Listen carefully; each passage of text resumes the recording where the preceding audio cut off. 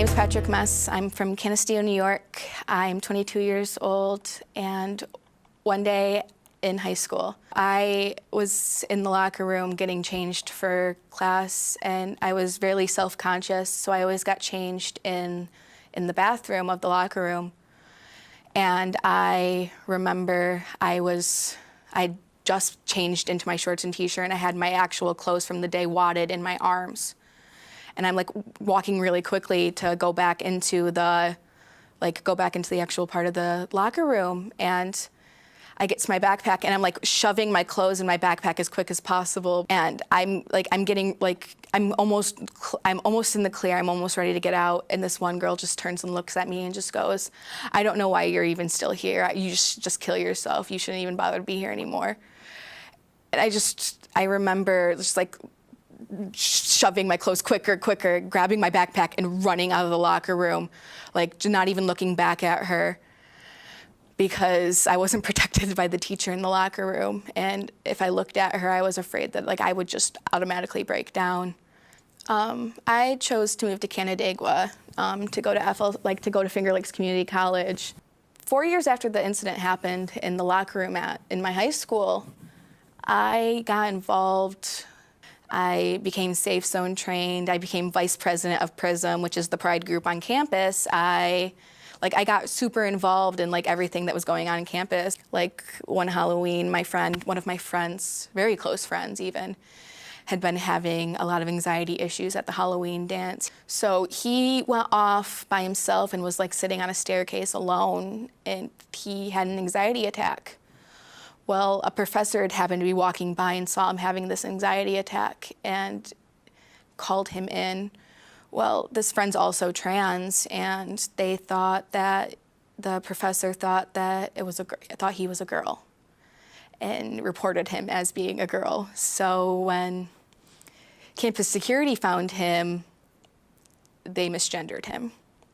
And I get there and Shane is crying, and there is another boy there who had been sitting with Shane trying to calm him down because he had found him before campus safety did. And the guy is trying to calm down the safety officer because Shane reacted very negatively to being misgendered. So someone goes and grabs a member of the student life offices, and I go and start talking to the campus safety officer. And I'm like, "Sir, I get what you were told, but none of that is like what's actually happening here. He has an anxiety disorder. I'm one of his friends. Like, he's transgender. I'm transgender.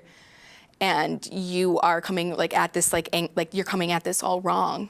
And he just keeps arguing with me the same point over and over again. "I just need his ID. I need you to give me his ID. So like, I need you to give me her ID. I need you to give me like her ID." And I'm like, "Shane's a boy, and the name that's on his ID is not gonna be the name that he wants you to know." And I was like, "If you need me to, I will get our advisor involved. I will get every member of PRISM involved that I need to. Like, I will throw the biggest like fit I need to get you to stop being so difficult."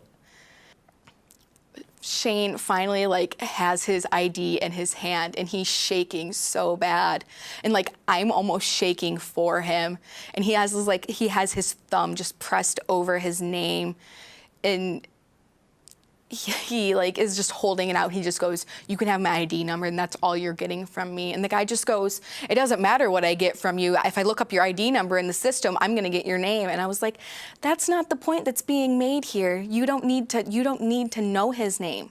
His name is none of your business. His name that's on his file is none of your business. All you need to know is that you're filing a report because this kid had an anxiety attack and you made it worse." And Shane came to me like right after like we had got done with this, and just like sits down with me and just goes like, "Thank you for coming and finding me, because I don't know what would have happened if you hadn't done that."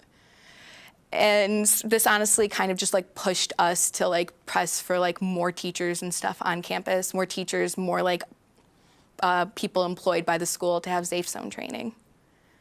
And It just honestly, like, it made me feel like I actually had a purpose. Like, coming to FLCC made me have a purpose, because I honestly felt like I was useless and had no point.